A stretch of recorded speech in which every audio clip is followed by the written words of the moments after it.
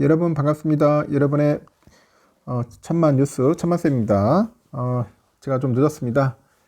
저녁 시간에 제가 이렇게 영상을 올리고 여러분들은 시청하시고 주무시기 바랍니다.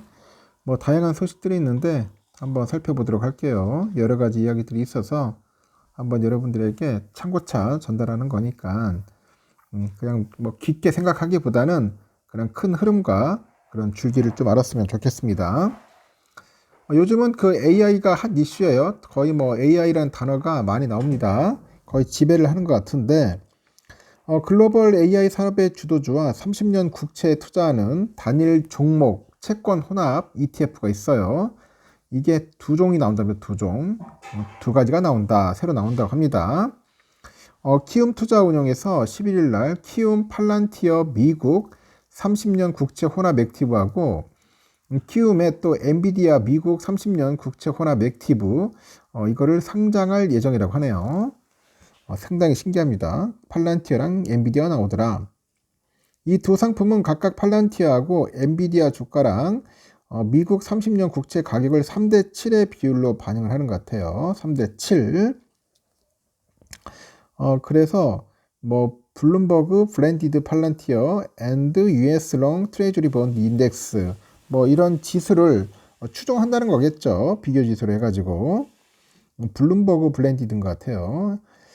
그리고 미국 주식과 미국 30년 장기 국채에 동시에 투자하는 상품이 출시된 거는 처음인데 AI 산업의 성장과 미국 금리 인하의 그 수혜를 함께 추구한다고 합니다. 특히 해당 상품은 연금계좌에서 주식 투자 비중을 높이고요. 높이고 싶어 하는 사람도 있겠죠. 그런 투자들이 활용할 수가 있겠어요. 현행 제도상 그 연금계좌에서 위험자산 그 투자 비중은 최대 70%까지밖에 안 됩니다. 70%. 70%로 제한돼 있더라. 나머지 30%는 안전자산입니다. 안전자산. 특히 IRP가 그럴 거예요. IRP 보면은 70%는 말 그대로 공격형, 30%는 안전자산. 이렇게 분류를 해야 되라고 합니다. 그래서 30%는 안전자산인데 뭐 채권형이나 채권 혼합형 뭐 이런 식으로 해서 믹스해 가지고 투자를 하는 거죠.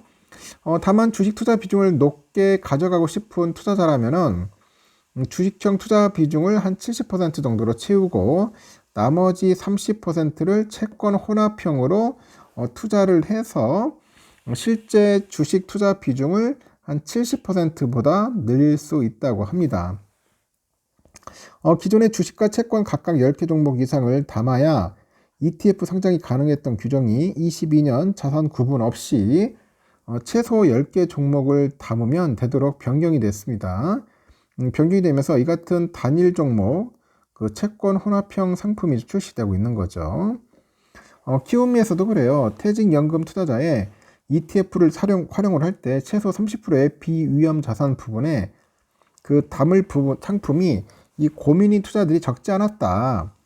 이 단일 종목에 집중 투자하면서 금리 인하의 수혜도 함께 추구할 수 있는 그런 해당 상품은 적극적인 자산 그 증식을 추구하는 퇴직연금 투자자들한테 최적의 대안이 되지 않겠냐, 뭐 그런 이야기를 하더라는 거죠. 그래서 많은 사람들이 찾는 겁니다. 그래서 이번에 나온 것 같아요.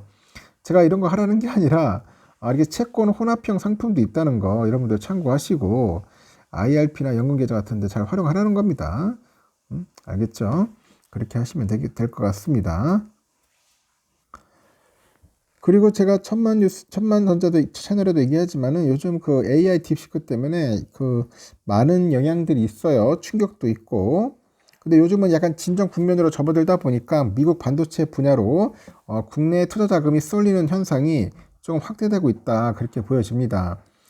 당초에 그 딥시크는 이 고액의 AI 하드웨어 투자에 대한 회의론을 촉발해가지고 엔비디아 등 주요 종목의 주가를 폭락시켰는데 혼란시켰죠. 하지만 그 혼란이 잦아들다 보니 이 거꾸로 딥시크 덕분에 AI 칩의 수요가 늘 것이다. 그런 기대감이 커져서 이 관련 투자 심리가 승폭을 받는 것으로 현재 풀이가 됩니다. 이번에 그 한국예탁 결정에 따르니까 지난 한 주 동안 국내 투자들이 가장 많이 사들인 외국 주식은 뭐냐? 그 엔비디아랑 그 디렉션 데일리 반도체 불3X ETF인데 이 순매수액이 각각 2억 9,700만 달러랑 2억 6천만 달러로 집계가 됐습니다. 이 디렉시온 반도체 ETF는 미국 반도체 지수를 3배로 증폭을 해요.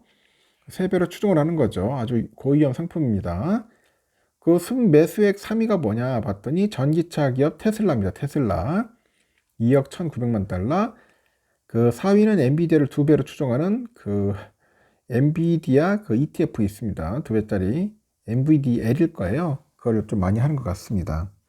우리나라 사람들은 보면은 이게 2배짜리, 뭐 3배짜리 이런 데 많이 배중하더라고요. 근데 오를 땐 좋아. 오를 때는 잘 올라가는데 떨어지기 시작하면은 원금 회복 안 됩니다. 그리고 무서운 게 뭐냐면은 이 3배짜리는 여러분 아시다시피 그 한 33% 정도 이상 하락을 해버리면은 그냥 제로가 돼요. 제로. 그냥 상장 폐지당할 수 있습니다. 청산당할 수 있기 때문에 조심해야 돼요. 미국 주식은 여러분 아시다시피 상한가 한가가 없어요. 막 50% 올 때도 있고 100% 올 때도 있지만 뭐 50%, 뭐 70% 빠질 수 있어 한 방에. 근데 33% 이상 빠지면은 한 방에 날아갈 수 있다. 그래서 굉장히 조심해야 한다는 겁니다.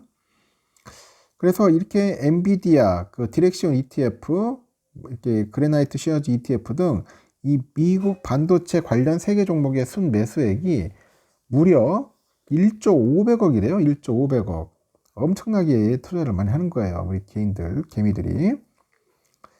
딥시크는 여러분 아시다시피 뭐 81억 정도 개발비로 해가지고 챗 GPT 5원에 필적하는 그 최상위 출원의 AI 성능을 구현했다는 사실이 알려지다 보니 지난달 말 전 세계 AI 업계와 증시에 큰 파장을 일으켰어요. 이 비용은 미국 AI 기업들의 개발비와 비교를 해보니까 10분의 1에도 못 미쳐서 AI 개발에는 거액이 필요하다는 그런 통념을 완전히 뒤집었습니다. 특히 AI 개발 비용의 대부분을 차지하던 GPU랑 이 고성능 메모리 등 AI 하드웨어가 과잉 투자가 상태가 아니냐 그런 우려감이 증폭되다 보니 이 반도체 종목이 직격탄을 이제 맞은 거죠. 엔비디아는 지난달 27일 하루에만 주가가 17% 급락을 했어요. 시가총액 846조 원이 사라졌고 한국에서도 설 연휴가 끝난 직후인 같은 달 30일 하이닉스하고 삼성전자 주가가 줄줄이 떨어지면서 증시가 하락세를 이제 맞이한 거죠. 그러나 그 혼란이 수습되다 보니 정반대의 전망이 빠르게 부상을 했고 딥시크가 경제형 AI 보급을 대거 촉진하고 미국 등 타 AI 업계의 그 연구개발 경쟁을 촉발을 해서 AI 하드웨어 수요가 더 커질 수 있다는 그런 분석 때문이라고 합니다. 트럼프도 현지 시각으로 7일날 백악관에서 진행된 미일 정상회담에서 이 딥시크와 관련한 질문에 경제성을 언급을 하면서 긍정적인 측면이 많을 거라는 답변을 내놓기도 했는데 그는 우리는 그로부터 혜택을 받을 것이다. 우리가 말하고 있는 AI는 사람들이 실제 생각하는 것보다 훨씬 싸질 거고 그것은 좋은 일이다. 그런 이야기를 합니다.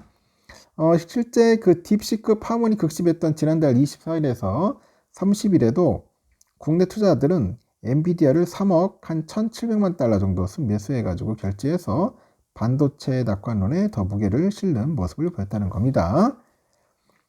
하여튼 재밌네요. 앞으로 이제 딥시크 영향이 좀 있는데 그래도 좀 많이 잠잠해졌습니다. 워낙 이제 보안에 취약하잖아요. 이 보안에 취약하다 보니까 요즘 여러 국가에서 지금 딥시크 사용을 거의 금지화하는 것 같더라고요. 그리고 엔비디아 주가가 또 슬금슬금 올라가기 때문에 어느 정도 또 회복을 할 것 같습니다. 그래도 좋은 건 뭐냐? 이 AI가 이제 앞으로 말 그대로 좀 많이 번창되겠구나.